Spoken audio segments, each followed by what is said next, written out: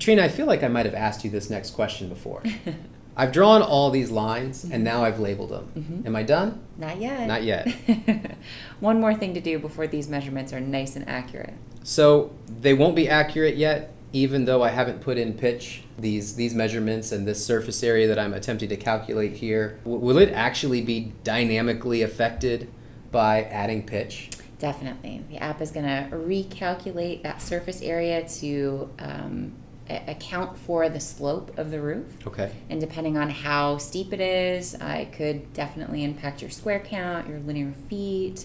So you do want to input pitch to make sure you're nice and accurate. Let's take a look. Sure. I want to show exactly how much that this will affect. For example, it will affect how much waste is calculated, but let's bypass that for now. Let's look at our measurements without pitch. Okay. Let's just focus in on these actual squares. So no pitch, I'm only at 20.31 squares. Okay. Let's go right back into the drawing here, and let's put in pitch. So we've got 6/12 on the second story. So let's go in pitch, tap on 6/12, and I could hit the apply to all button, but that's going to put it on every slope. Let's go ahead and just touch on one slope at a time in order to label them individually. Okay. Then let's drop down pitch again, and let's go to 4/12 and put it on these slopes here. And then I'm going to go ahead and flip over and tap on the done button. Now the cutting waste has been calculated at 9%, so we'll go ahead and say yes to that.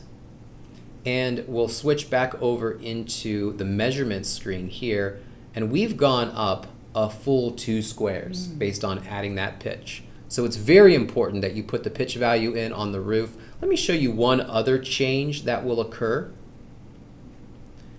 As we can see on this slope here, if I zoom in all the way, that rake edge, if you can't see that, it says 15.1 feet. That's taking into account the 4/12 pitch, and also taking into account that edge type.